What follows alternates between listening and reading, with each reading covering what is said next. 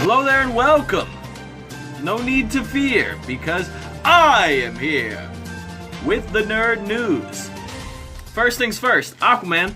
It is doing very well. Apparently it started off a bit slower than other DCEU movies, but its consistency is what has now allowed it to pass the $500 million mark, which is crazy, and it is on track to be a $1 billion movie. Go Aquaman. I'll read you a little something from this page called the playlist before I continue on to the next story. It says here, the question is really how high the Aquaman waves will rise at the worldwide box office. Well, you can guarantee this. Given the comic book movie has already made $500 million in 2 international weekends and 1 North American weekend, Aquaman is likely to go on to make at least $800 million at the worldwide box office and has a good shot of unseating Batman v Superman Dawn of Justice for the title of highest grossing DC WB superhero movie globally with $873.6 million as the number to beat. Toppling Wonder Woman domestically at $412.5 million will be difficult, but if it manages to do so, we're likely to be looking at our first DCEU film to hit $1 billion. Keep an eye on this movie for the next few weeks at the domestic box office, and that should tell the overall tale. Next story. My Hero Academia Season 4 is here! No, it's not here yet, but there was a teaser, and it appears that it's going to be springtime 2019. That's whenever we're going to be getting our next fix of My Hero Academia. It is something to note that all 3 previous seasons of My Hero premiered in April in Japan. So if that gives us any idea, you know what I'm saying, that could be our best bet is like June, April, something like that. And I know it's tough because whenever our favorite show goes and you get that moment of like, at first you're like, oh, I just want to keep getting into it, and then you get into a grind and you binge and then it's gone before you know it. It's like whenever you start to eat a pudding and you're very happy, and then you get to the end and you're just sad.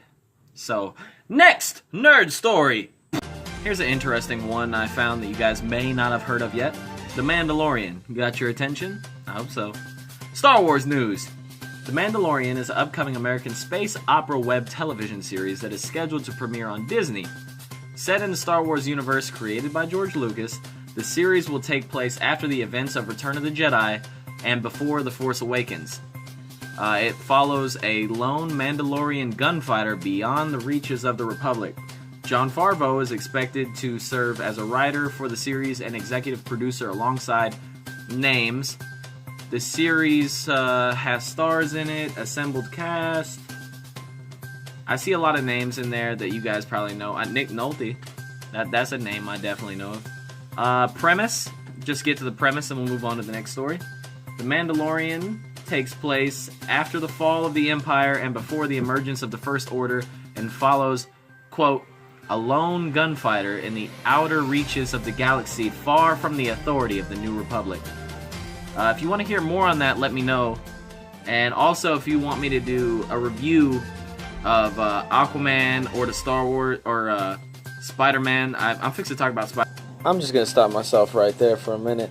Yeah, I didn't talk about Spider-Man, but Spider-Man Into the Spider-Verse was the best Spider-Man movie I've ever seen, and you should definitely go and watch it.